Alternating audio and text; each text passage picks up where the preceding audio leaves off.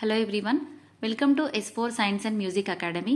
ఈ ఛానల్లో మీకు సైన్స్ క్లాసెస్ ఇంకా అకేషనల్ సాంగ్స్ ఉంటాయండి. నా వీడియోస్ నచ్చిన వాళ్ళు షేర్ చేసి సబ్స్క్రైబ్ చేసుకోండి. Today in this video I'm sharing one of the topic in 10th class biology first lesson nutrition, that is health aspects of the alimentary canal. Alimentary canal is also called as esophagus or food pipe.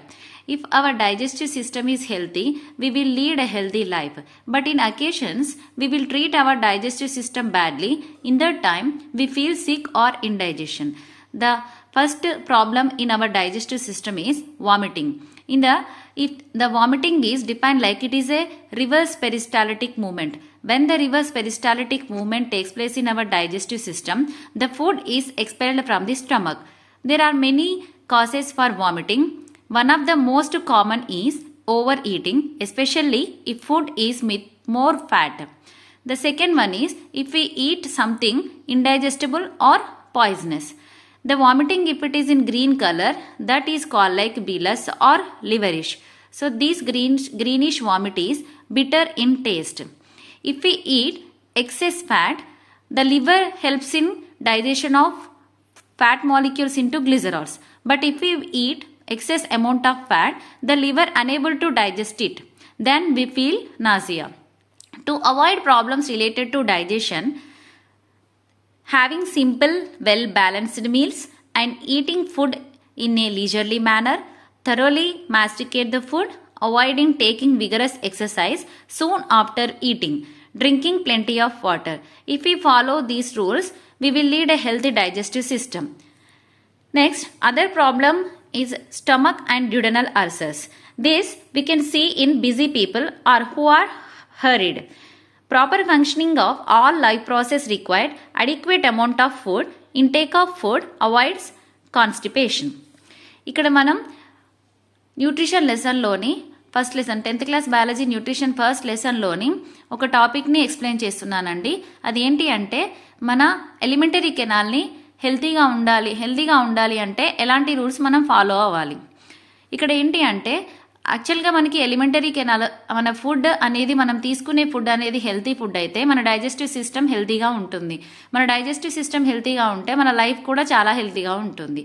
కానీ మనం ఏం చేస్తామంటే occasions టైంలో ఎక్కువగా తిని ఓవర్గా మెయిన్గా అందులో ఏంటి అంటే ఫ్యాట్ ఫుడ్ ఎక్కువ తినటం వల్ల మనం ఫస్ట్ ఫేస్ చేసే ప్రాబ్లం ఏంటి అంటే వామిటింగ్. యాక్చువల్గా ఫుడ్ మౌత్ నుంచి స్టమక్కి వెళ్ళేది పెరిస్టాలిటిక్ మూమెంట్ అండి. వామిటింగ్ అంటే అది రివర్స్ ఫుడ్లో స్టమక్లో నుంచి మళ్ళీ బయటికి ఎక్స్పెల్ అవ్వటం. సో రివర్స్ పెరిస్టాలిటిక్ మూమెంట్ని మనం వామిటింగ్ అని అంటాం. ఈ వామిటింగ్కి మెయిన్ కాసెస్ వచ్చేసి ఓవర్గా తినటము, అందులోనూ ఎక్కువగా ఫ్యాట్ కంటెంట్ ఉన్న ఫుడ్ని తినటం అనేది ఒక కారణం. నెక్స్ట్ అది మనకి తినేది అరగలేనిది లేకపోతే పాయిజనస్ది అయితే అలా కూడా మనకి వామిటింగ్ వచ్చే ఛాన్స్ ఉంది. ఒకవేళ ఈ వామిటింగ్ అనేది గ్రీనిష్ కలర్లో ఉంటే దానిని బీలస్ ఆర్ లివరిష్ అని అంటాం. ఇది చేదుగా ఉంటుంది. ఒకవేళ మన లివర్ ఏమవుతుంది అంటే ఎక్కువ ఫ్యాట్ అమౌంట్ మనం తీసుకున్నామంటే యాక్చువల్గా ఫ్యాట్ని డైజెస్ట్ చేసేది బైల్ జ్యూస్ కాబట్టి లివర్ అంత ఫ్యాట్ని డైజెస్ట్ చేయలేకపోవడం వల్ల మనం ఈ వామిటింగ్ ప్రాబ్లమ్ని ఫేస్ చేస్తాం. ఒక హెల్దీ డైజెస్టివ్ సిస్టమ్ని మెయింటైన్ చేయాలి అంటే మనం సింపుల్ ఆర్ వెల్ బ్యాలెన్స్డ్ మీల్స్ని తీసుకోవాలి. Balanced meals means balanced diet అంటే తెలుసు కదండి. If the diet contain all types of food components, that is a balanced diet. Next eating food in a leisurely manner. మనం ఏ రోజైతే ఎలాగో తింటున్నామో దానికి ఒక కరెక్ట్ మేనర్లో కొంచెంగా తీసుకుంటూ అదే టైంని డైలీ ఫాలో అవుతూ ఉండాలి. నెక్స్ట్ తింటున్నప్పుడు దాన్ని మంచిగా నమిలి తినాలి. నెక్స్ట్ వచ్చేసి తిన్న వెంటనే ఎక్సర్సైజ్ చేయడం లాంటివి కాకుండా దాన్ని అవాయిడ్ చేయాలి. ఇంకా తగినన్ని వాటర్ తీసుకోవాలి. మన డైజెస్టివ్ సిస్టమ్కి సంబంధించి ఇంకొక ప్రాబ్లం ఏంటి అంటే స్టమక్ అండ్ డ్యూడెనల్ అల్సర్స్. ఇలాంటి అల్సర్స్ని మనం ఎవరిలో చూస్తామంటే ఎప్పుడు బిజీగా ఉండి హర్రీబర్రీగా ఉంటారు కదండి, అలాంటి పీపుల్స్లో మనం ఇలాంటి ప్రాబ్లమ్స్ చూస్తాము. ఈ స్టమక్ అల్సర్స్కి ఒక బ్యాక్టీరియా కూడా కారణమని 8th క్లాస్ బయాలజీలో ఉంటుందండి. వారెన్ అండ్ మార్షల్ దానిపైన నోబెల్ ప్రైజ్ని కూడా తీసుకున్నారు. నెక్స్ట్ మన లైఫ్ ప్రాసెస్లో ఎంత అమౌంట్ ఆఫ్ ఫుడ్ మనం కరెక్ట్ ఫుడ్ని తీసుకుంటే, అది కూడా హెల్తీ ఫుడ్ని తీసుకుంటే మన డైజెస్టివ్ సిస్టమ్ ఎప్పుడు హెల్తీగా ఉంటుంది. Okay, next topic in this lesson is diseases due to mall nutrition. Malnutrition means eating of food does not have one or more than one nutrients in required amount is known as malnutrition. Means what? If in our daily diet, actually what is balanced diet? If the diet, the plate, if your plate is filled with all types of food components like carbohydrates, proteins, fats, vitamins, minerals and fiber, okay, if all food components are there in your diet, that diet is called like a balanced diet. But most of the people, their diet is like either carbohydrate or protein, okay, like that. They will skip any one food component from their in their diet, okay. So that such type of diet, if does not have, if their diet is, if they are taking the food does not have one or more nutrients for a long period of time, okay, so such type of disease is called like a malnutrition. The main causes for this malnutrition are poor health, starvation, lack of awareness of nutritional diet or habits, and socio-economic factors. Next, the three types of malnutrition diseases are protein malnutrition, calorie malnutrition, and protein calorie malnutrition. In our textbook, the three diseases given, and in the two diseases are malnutritional diseases. First one is kwashiorkor. Kwashiorkor is due to the protein deficiency. So this disease caused due to the protein deficiency. Body parts, the symptoms of this kwashiorkor diseases are body parts become swollen due to accumulation of water in the intracellular space. Okay. Next, poor muscle development, swollen face and legs, diarrhea and dry skins are the symptoms of this kwashiorkor.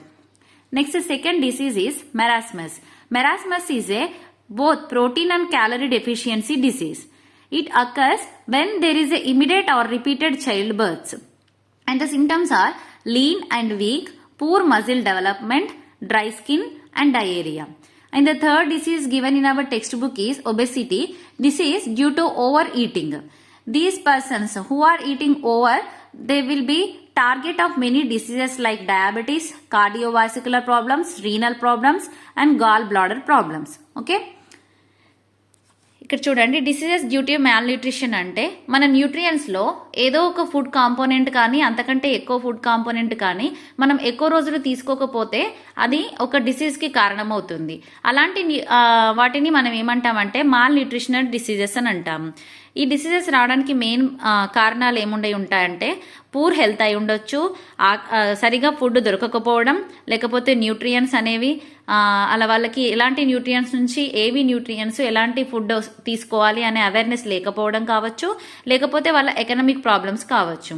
So mall న్యూట్రిషన్లో మనం ఏంటి అంటే 3 types of మ్యాల్న్యూట్రిషన్ disease చెప్పొచ్చండి. అందులో ఒకటి protein malnutrition, second calorie malnutrition, third one protein calorie malnutrition. ఇందులో మన text book లో 2 type of మ్యాల్న్యూట్రిషనల్ diseases ఉన్నాయండి. First one is kwashiorkor. ఇది ప్రోటీన్ డెఫిషియన్సీ, ప్రోటీన్ తక్కువ బాడీలో తక్కువైనప్పుడు వచ్చేటువంటి డిసీజ్ అండి.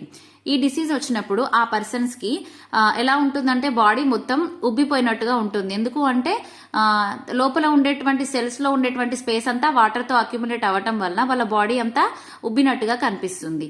వాళ్ళ మజిల్ డెవలప్మెంట్ తక్కువగా ఉంటుంది. ఫేస్ కానీ లెగ్స్ కానీ మొత్తం వాచినట్టుగా ఉంటాయి. డయేరియా, డ్రై స్కిన్స్ కూడా దీనికి ఇంకొక మెయిన్ సిమ్టమ్స్ అండి. నెక్స్ట్ మెరాస్మిస్ వచ్చేసి protein and calorie deficiency diseases. ఇది ఎప్పుడు జరుగుతుందంటే ఇమీడియట్ గా కానీ లేకపోతే రిపీటెడ్ గా కానీ చైల్డ్ బర్త్ జరుగుతున్నప్పుడు ఆ బేబీస్ కి అలాంటి మెరాస్మస్ డిసీజ్ రావచ్చు.